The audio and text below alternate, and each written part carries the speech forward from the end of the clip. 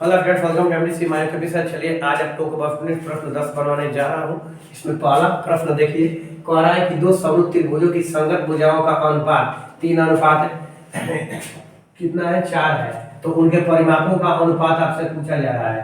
तो इस तरह से आपका दो त्रिभुज हो जाएगा, ए बी सी मान लीजिए एक है और एक मान लीजिए डी ई एफ है। अब इनके संगत भुजाओं का अनुपात दिया गया है। तो मान लीजिए कि आपका A B Bata D E बराबर बी सी बाटा ई एफ बराबर ए सी बाटा डी एफ। ये आपको दिया गया है 3/4, 3:4 का हो गया। और परिमाप आपसे पूछा जा रहा है। क्या पूछा जा रहा है? परिमाप पूछा जा रहा है। तो इसको यदि मान लीजिए कि आप अलग अलग मानते हैं तो इसका भी मान 3 के हो जाएगा। इसका भी मान ए बी बराबर भी आपका कितना हो जाएगा, 3 के हो जाएगा। ए बी बराबर 3 के, बी सी बराबर 3 के, ए सी बराबर 3 के। उसी तरह से नीचे वाला हो जाएगा 4 के। ये भी हो गया 4 के, ये भी हो गया 4 के। और आपके अब क्या कर रहा है, अनुपात पूछ रहा है। तो परिमाप किसका अनुपात पूछ रहा है? परिमापों का अनुपात पूछ रहा है। तो इसको ऐड कर दीजिएगा तो 3 3 6 और 3 9, कितना हो गया 9। अब बाटा में कितना हो गया 3 4 4 16, यानी 9:16 जो आपका आ रहा है वही हो जाएगा। देखिए कौन सा आपका 9:16 आ रहा है, तो 9:16 सी में आ रहा है। सी आपका बन गया आंसर इसका। चलिए दूसरा क्वेश्चन देखिए, यदि कह रहा है 2 sin थीटा बराबर 1, आपको दिया है 2 sin थीटा बराबर 1, तो यह हो जाएगा sin थीटा बराबर 1/2। इसके बाद क्या कह रहा है? कह रहा है कि 3 cot स्क्वायर थीटा प्लस 3 का मान होगा। तो ध्यान दीजिएगा, यहाँ से आप 3 निकाल लीजिएगा तो 3 हो जाएगा, फिर cot स्क्वायर थीटा प्लस 1 हो जाएगा। और cot स्क्वायर थीटा प्लस 1 बराबर कितना होता है?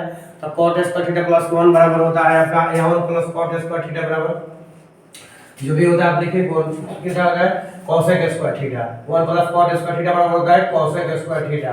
तो 3 हो गया cosec square theta, cosec square theta. तो cosec स्क्वायर थीटा में कितना होता है sin, तो आपका 3 इंटू हो गया sin थीटा का मान हो गया cosec का होता है 1/sin थीटा इसका होल स्क्वायर। तो चलिए ऊपर हो गया 3 और इसके 1/2 आपको आया है, तो 1/2 के होल स्क्वायर। तो कितना हो गया? तो हो गया 3/4। तो 3/4 यानी आपका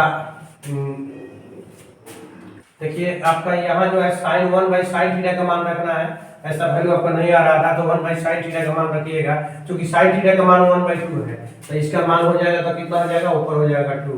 तो 3 और 3 4 का 12 हो जाएगा। कहीं आपका 12 है क्या? 12 ए में आ रहा है। तो चलिए आपका ए हो गया। अब चलिए इसके बाद में देखते हैं इसका मान। निम्नलिखित में से x square minus 2x minus 12 के शून्य कौन कौन से हैं? आपको शून्य ज्ञात करना है। क्या ज्ञात करना है? शून्य ज्ञात करना है। तो शून्य ज्ञात करने के लिए आपके पास शॉर्ट तरीका भी बताया गया कि शॉर्ट तरीका होना चाहिए। तो शून्य में शॉर्ट तरीका क्या होगा, कैसे होगा? आपको शून्य मतलब पहले तो अल्फा बीटा ज्ञात करना है शून्य में। तो देखते हैं इसमें। देखिए आपको क्या करना होता है, ध्यान से देखिएगा कि एक्स स्क्वायर का गुणांक लिखते हैं। क्या बताए थे? एक्स स्क्वायर का गुणांक आप लॉग में जाकर चेक कर सकते हैं। एक्स स्क्वायर का गुणांक 1 है और इसके बाद माइनस में आया हमारा, कितना आया है? -12। तो -12 आ गया। तो इस तरह से आपका कितना हो गया? -12। -12 को ऐसा दो भाग में विभक्त करना है कि जोड़ने पर और घटाने पर कितना हो जाए, -√2 हो जाए, और गुणा करने पर -12 हो जाए। इस तरह से आपको विभक्त करने के लिए नियम बताया है। कि चलिए आपको देखिए क्या करना पड़ता है कि अब इसको खंड कीजिए। तो 4 और 3, तो 4 और 3 डिफरेंस आपका तो 1 हो जाएगा, लेकिन यहाँ डिफरेंस कितना होना चाहिए? -1 होना चाहिए। तो चलिए पूरा इसका खंड कर दीजिए 2 × 2। और 2 × 2 जब कर दिए और यहाँ पर क्या आएगा, रूट में आएगा।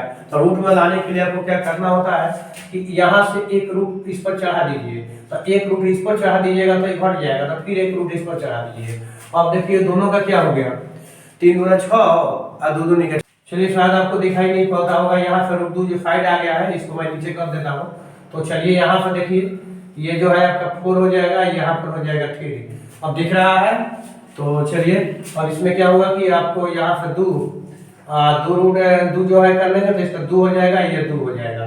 और ये कितना हो जाएगा, इस पर रूट चढ़ा देंगे, इस पर रूट चढ़ा देंगे, तो 3 दूना 6 हो गया। आप अंतर कीजिएगा तो √2 आ जाएगा।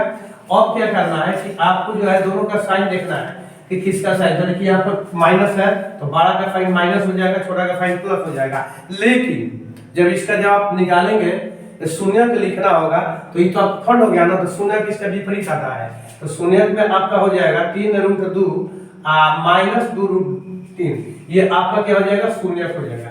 देखिए इस तरह कोई शून्य आया है क्या, दोनों शून्य की वो √3 नहीं, ये माइनस में आया है और ये 2 प्लस में आया है।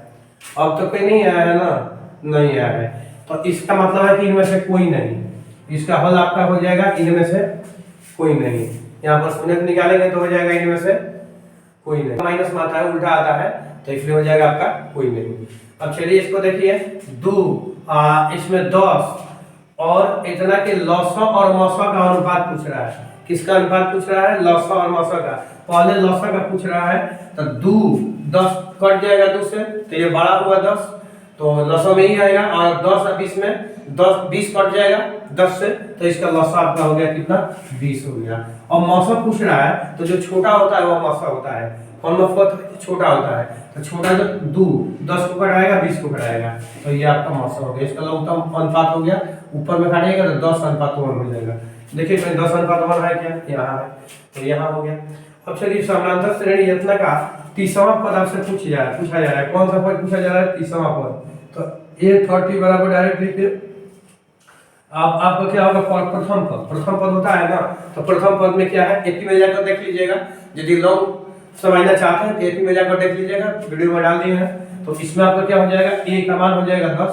अब देखिएगा यहाँ होता है a + n-1 होता है, तो n के स्तर पर 10 है, तो 10 में से 1 गया तो कितना आया आपका, 29 हो गया, 29 हो गया। तो यहाँ पर आप 29 लिख दीजिए। इसके बाद होता है d, तो d क्या होता है, d का मान, जैसे d में 7 में से नहीं 7 में से आपको 10 घटाना है, तो 7 में से 10 घटेगा तो -3 आएगा, तो यहाँ आपका हो जाएगा -3। अब इसमें 10 और -3 से गुणा कर दीजिएगा तो कितना हो जाएगा, 29 में हो गया -87, यानी घटा दीजिएगा तो -77 आ जाएगा।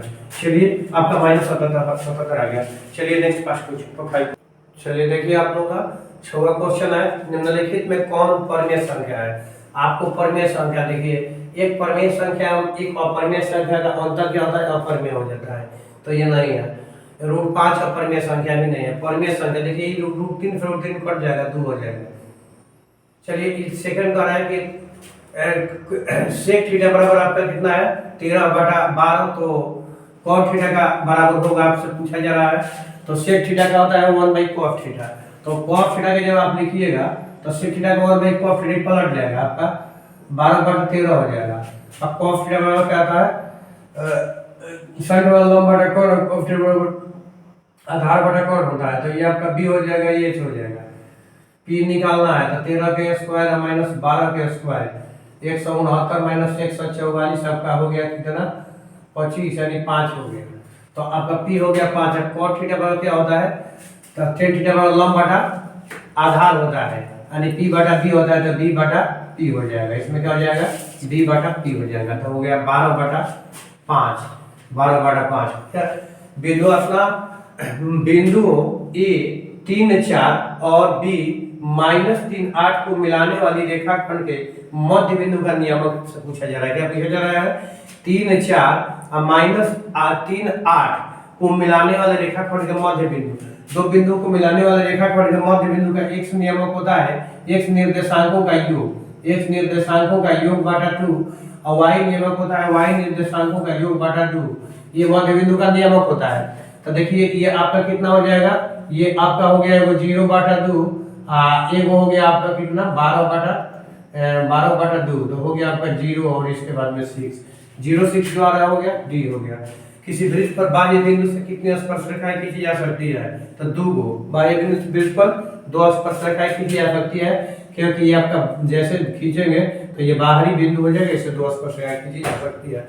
बिंदु का भुज क्या है, तो होता क्या है कि निर्देशांक ज्यामिति में भुज और कोण पढ़ाया गया है, पहला भुज दूसरा कोण, तो पहला भुज पहला कितना है 6 है, तो ये आपका हो गया। चलिए आप लोग से मिलते हैं नेक्स्ट वीडियो में।